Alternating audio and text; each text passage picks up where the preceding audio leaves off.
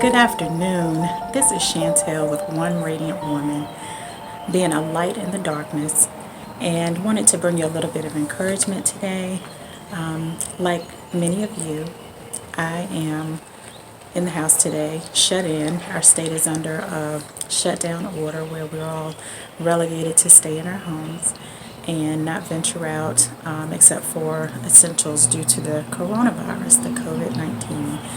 And this is an unprecedented time that we're in that I personally have never experienced. And I know none of you have ever experienced this. Our parents, even our grandparents, it's unprecedented, never happened before type of situation. And as a therapist, many of my clients have expressed some increased anxieties related to the situation that's going on. There's so many worries that people have. Many worry that they don't want to get the virus. They don't want their loved ones to get the virus. The prevalence of the virus and the state mandates and shut-ins have caused a lot of disruptions to people's lives. There are many people who have lost their jobs or who are working limited hours because of the shutdowns and shut-ins and people being encouraged to stay at home. And while having some worries and apprehension about things that you've never experienced are normal, and fear and anxiety and worry has a place. It can motivate us sometimes to do what we have to do and take the necessary steps that we need to do in order to survive. But sometimes fear, worry, or anxiety can just become so intense, so frequent, and just kind of take on a life of its own in our lives unnecessarily. And so I just wanted to encourage anybody out there who is experiencing increased anxiety because of this situation or persistent worry. I pray that you don't get to a state of despair. And I wanted to encourage you that in spite of all the unknowns that we have with the situation, God is in control.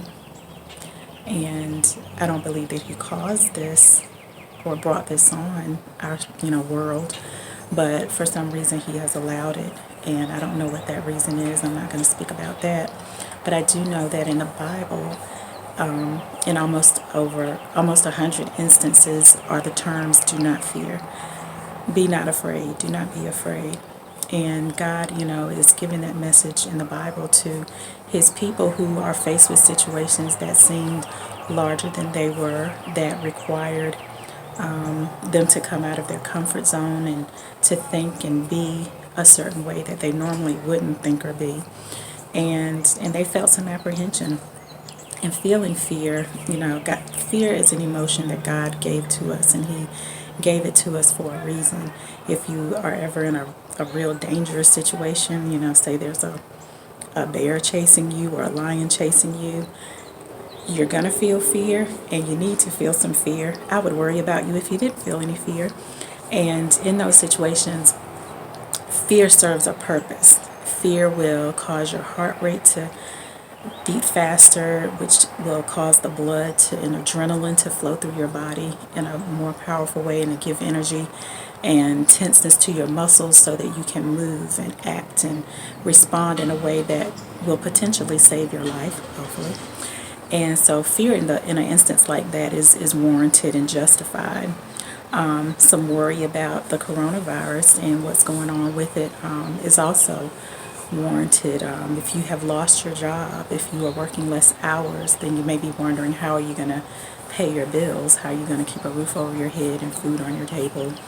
I went to the supermarket a few weeks ago, and I had a moment of worry, intense worry, almost close to panic. I had gotten a call from a relative the night before that our city was under a state of emergency, and I needed to go get some supplies and some food so that I didn't, run out of anything, because they were going to stop sending food to the grocery stores.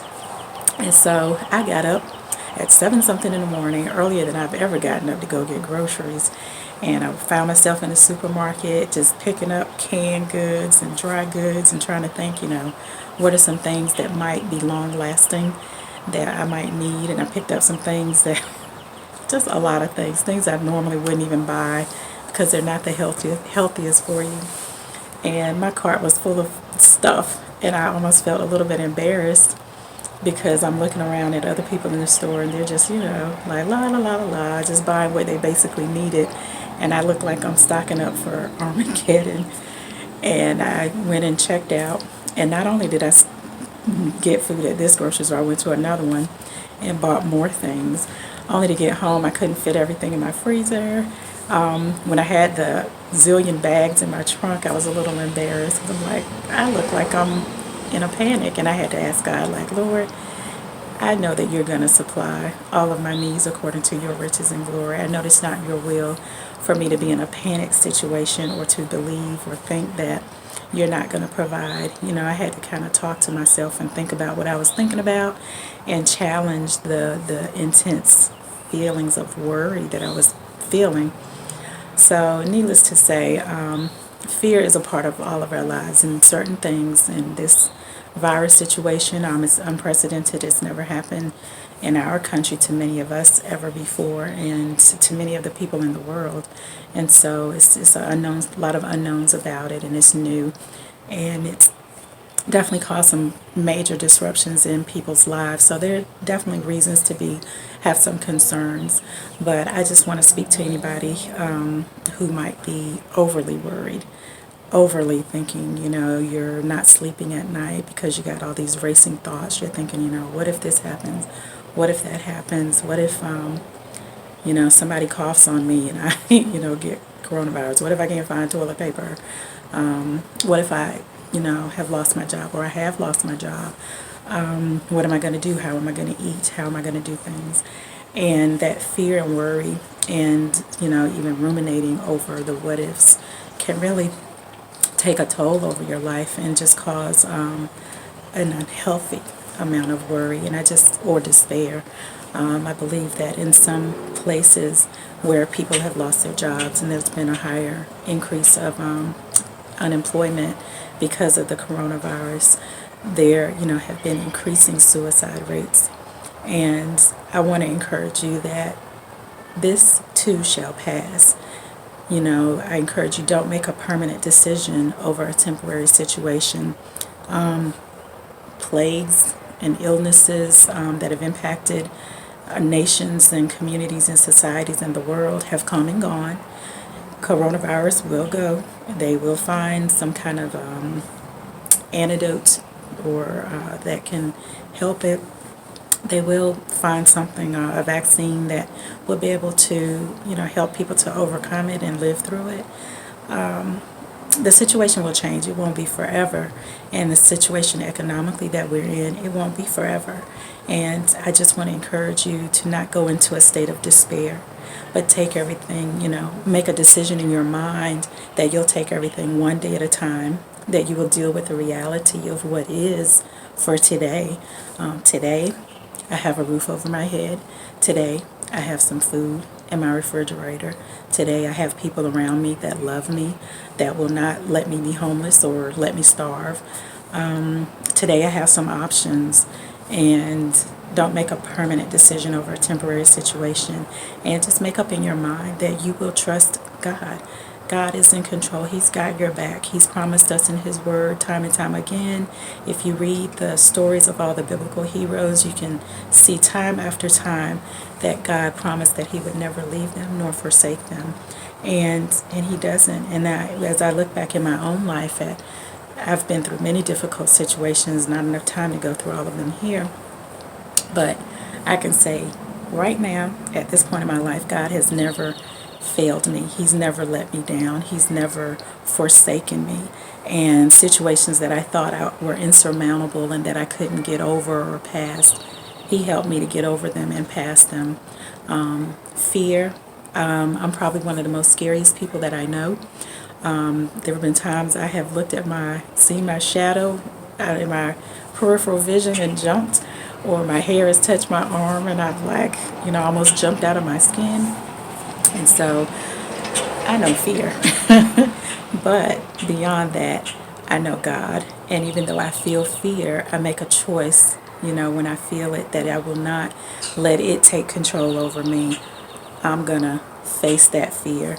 And with God's help, I have been able to do that. Sometimes it might take me a little longer than I would like, but any fears that I've ever felt, when I make up in my mind that I'm going to let God, through His Spirit, work through me to face that fear, I have been able to overcome some things that I never thought I could do. Even doing this video right now, or any video that you see me doing, is me facing my fear. I have a serious fear of public speaking. I took speech therapy when I was in elementary school. I used to get picked on for how I talked, and for years I just wouldn't really talk unless I had to. And it took me a long time to really get over that fear. So me doing this video and talking to you right now is me facing my fear, because I've been feeling led to do some videos, but that fear kind of creeps up and says, you don't talk well, you don't this or don't have that, so you shouldn't do it. But me doing this video is me facing my fear. I'm not going to run from it. One of my goals in life is to get to 60 and not have a lot of regrets and woulda, shoulda, couldas. I want to do everything that God has put me here to do. And even though I might do it shaking and quivering in my shoes, I believe and I know, because I've practiced it over and over, that God will equip me to do everything that He has put me here to do. And so I'm going to cut this short. I don't usually like talking a long time. I feel like I've talked too long already maybe, but I just want to hopefully encourage somebody today that this situation with the coronavirus, this too shall pass. Do not allow despair and hopelessness to overtake you. Focus on the here and now, what is true today. Try not to worry about the future, and tomorrow it will take care of itself. And don't let fear overtake you. You overtake the fear. You put fear in its place. The Bible tells us to take every thought captive and make it obedient to Christ. And God wouldn't tell us that if we didn't have the ability to do it. So yes, you may feel fear, you may feel some apprehension and some worry, and sometimes it's warranted, sometimes it's not. If you're worried about something that probably is not even likely to happen, then that's wasted anxiety and wasted emotion. But with legitimate worries, I just want to encourage you to take life one day at a time. This too shall pass. Meditate on God's Word. Draw some strength and encouragement from all the heroes of the Bible that God used to do mighty and great things, even though they were afraid, even though they felt that they had, inadequacies, or didn't feel that they had all the resources that they needed. God had a way of being with them and helping them to do some things that by themselves they wouldn't have been able to do. And as He did it for others, He can do it for you. I'm a living witness. And that's all I have to say for right now. And I pray that this will help someone. And thank you so much for listening.